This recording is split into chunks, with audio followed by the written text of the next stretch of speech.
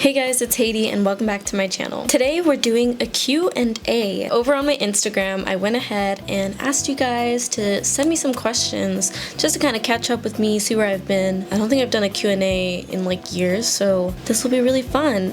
Thank you to everyone who did send me a question. I really super duper appreciate it. Yeah, let's get right into it with the first question. Editing software recs. I have a couple suggestions depending on whether you're editing primarily on a phone or a laptop or PC. If you're editing on a phone, if you have an iPhone, iMovie is free. That usually comes like downloaded already on the phone. That's a great one. It's very simple. It's a little bit limited, but to start off, it's a great option. CapCut actually has a lot of free tools and it's a little more advanced than iMovie. I do find it quite useful. I did use that for a while, or like if I need to edit something real quick, I'll just go ahead and put it on CapCut. The free version has lots of tools that you can use, so I would be between iMovie and CapCut for editing on an iPhone. If you're editing on a laptop or PC, I have used so many different ones, but the ones that I liked the most are Final Cut Pro and Adobe Premiere Pro. Those two I think were probably my favorite out of all the ones I've used. Premiere Pro is great if you're a little more advanced. It has a lot of tools on there that you can use.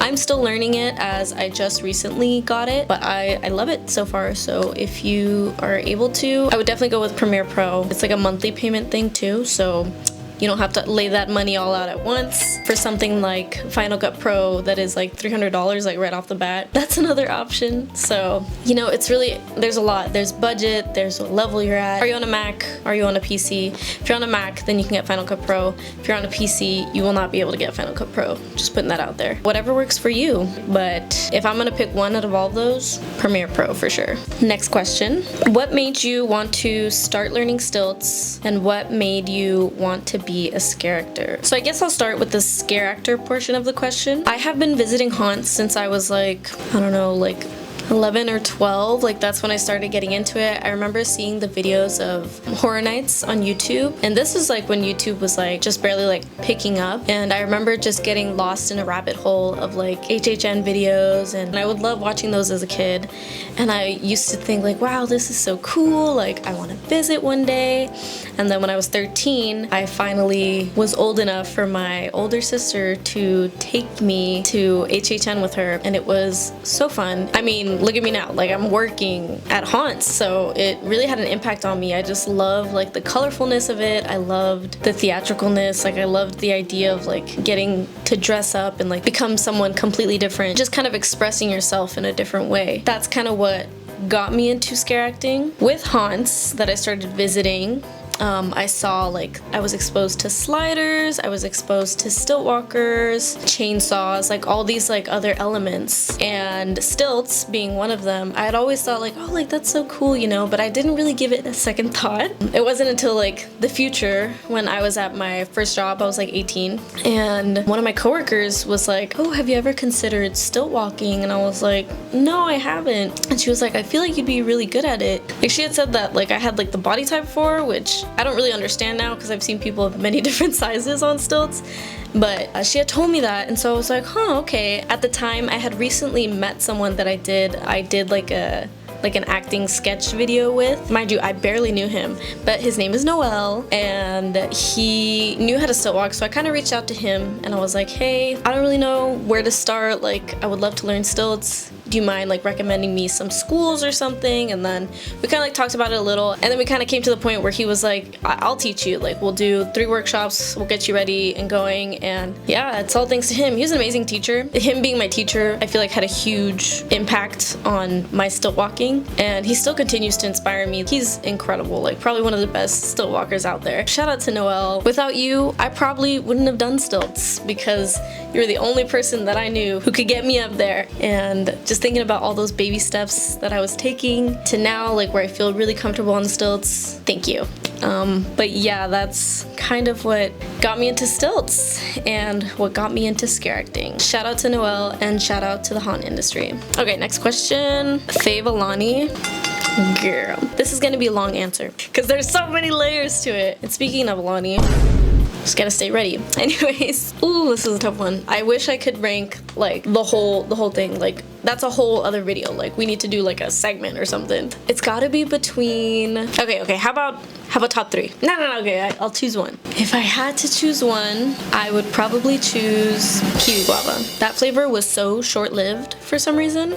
I don't know why Alani decided to launch it and then get rid of it so fast, but I think that was probably like my favorite flavor I've had. That or Tropsicle or Kimade. That one's really good too. Those are just so tasty. Like, I think I could live off of those. Those are bomb. Ugh, or Rocket Pop, rest in peace. That one was good.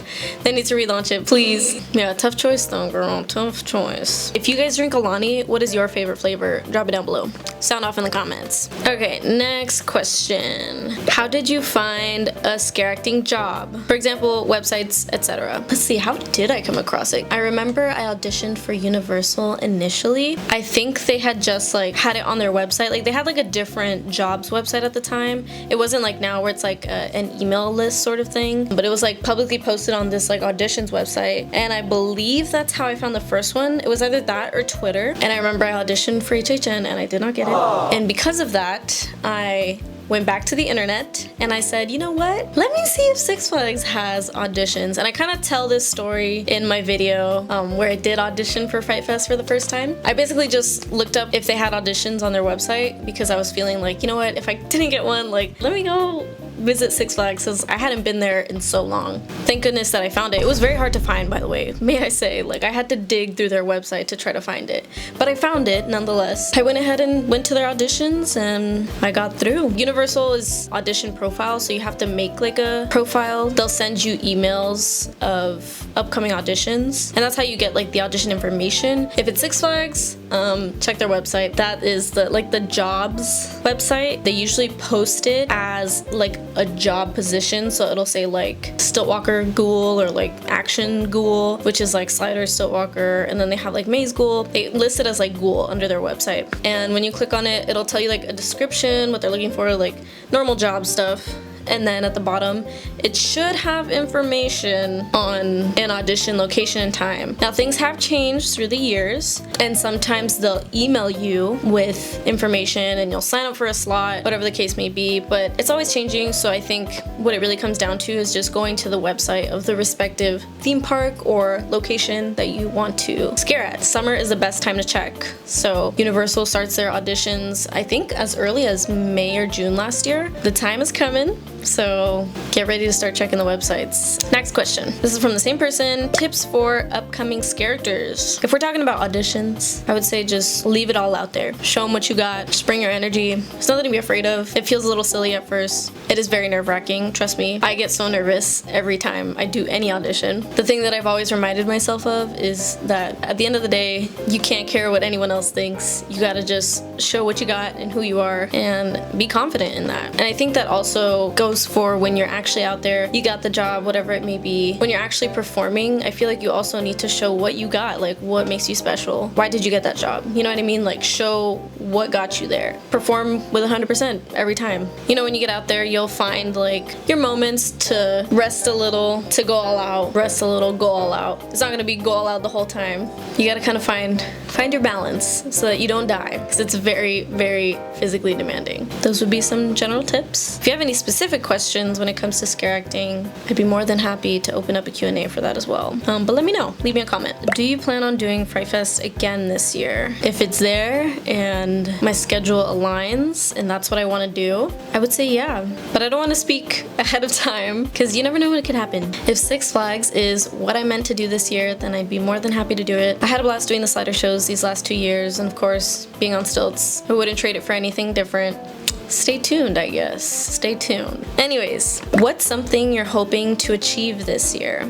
Damn, that's a good one. I feel like there's a couple things. I think one that I would like to share would probably be getting better at dance. I have like small amount of dance knowledge, but I really want to like throw myself into the fire and train more in dance. I feel like with every class that I take, even if it's like an hour, like at the least once a week, I feel like I still learn so much. So I think I'd really like to improve on dance. I hope that answered.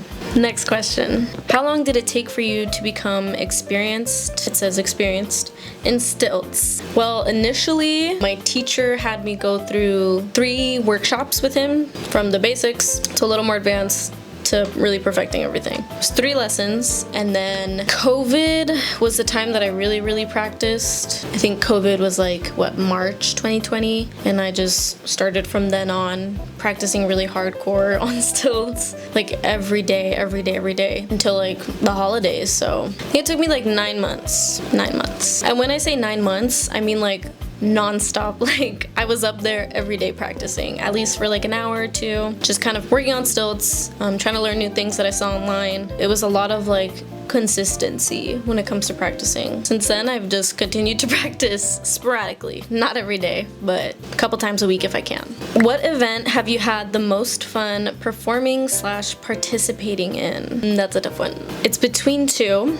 I would say between Scream Break. That was so fun in terms of like the music and the atmosphere. I think that was really cool. And I'd probably say New Year's 2023 at Area 15 in Las Vegas. I was on stilts, and I would basically like dance with the guests and roam with the guests and kind of like hype up the atmosphere. We did the countdown and everything. It was so fun. I loved traveling to Vegas and being out there. Like, I love Las Vegas. I love it. Like, I would love to move there one day, hopefully soon. Yeah, I love the ambiance. I loved everything about it. It was so fun. Dragon Talent took so much good care of their performers, and I think overall that just made it like a really awesome experience for me. So I did it 2023 and 2024, and it was so awesome to count down in Las Vegas and be doing what I love. Being on stilts, seeing the fireworks too in the back. So cute, so cute. Do you only go to Magic Mountain for the seasons like Fright Fest? In terms of like visiting as a guest, yes. I went one time as a guest for Fright Fest. Other than that, I don't go to Six Flags quite often. And if I'm working there, yes, obviously. If I'm working, last year I actually spent my entire year performing at Six Flags, and that was such a blessing. I had so much fun. Favorite Disney attraction? That's a tough one. I'm gonna say Pirates of the Caribbean. I love the smell of like the water. I love the vibes. It's just a nice laid back ride. You can never go wrong with Pirates, you know? What made you do sliding and stilt walking? So stilt walking, I answered that earlier. But for sliding, I started sliding mostly because of the slider show at Six Flags. So when Jinx and I were asked to do the slider show for 2023, that year we had sliders and Stiltwalkers in the show. So he kind of oversaw most of the sliding, and I was in charge of the stilts portion. So I didn't slide in that show, nor did I know how to slide at the time. After that show wrapped and went well, we were asked to come back and do Scream Break show, and from there we did a grad night show, we did Fright Fest again for 2024, and then we also did a Holiday in the Park show. Going back to when we were asked to come back the next time for Scream Break, earlier in the year I had said, and this was before they asked us to come back for Scream Break, I was like, I want to slide, I wanted to learn a new skill, and I wanted to understand sliding better than the knowledge that I had before, because I feel like the knowledge that I had was very limited, very little to like kind of put the show together. I wanted to understand it better so I could better direct the team members. So yeah, I wanted to learn a new skill, and I wanted to better understand the skill. I asked Jinx to teach me, and he was nice enough to teach me. Yeah, I haven't really like trained super hard on it, like in comparison to stilts, where that's something where I'm like constantly doing it. If I could slide in my backyard, I'd probably be doing that. I like to practice independently because I'm like, I feel like I just get so shy, you know, when other people are watching. And you know what? Thankfully I did learn it, because when they were like, hey, it's only gonna be sliders in the show, I was like, oh dang, good thing I learned. And then obviously we did slider shows throughout the rest of the year. So I just kept practicing here and there, and we were building shows all year, so I got better. I'm not an expert slider, don't get me wrong, I'm definitely not there, but I'm more confident in my slider knowledge. So yeah, that was my Q&A. I hope you guys enjoyed, and I hope I was able to answer your questions as best as I could. If you have any follow-up questions or anything else that you would like to know, let me know. Maybe we can do Q&A part 2. I would love to do another one of these. If you missed out on this one, follow me on Instagram. That's where I posted the first Q&A. Love to hear back from you guys. I think it's great getting to know my audience and getting to know who's out there and watching. Thank you guys so much for watching, and I shall be seeing y'all in the next video. Peace out. Hold on, I have someone who wants to say goodbye and hello. Come on. This is my dog. He's saying hey and adios. Say bye. Say bye. Comment down below what breed you think he is, because I can guarantee you that you cannot guess. If you say Chihuahua, he's never speaking to any of you again. All right, bye.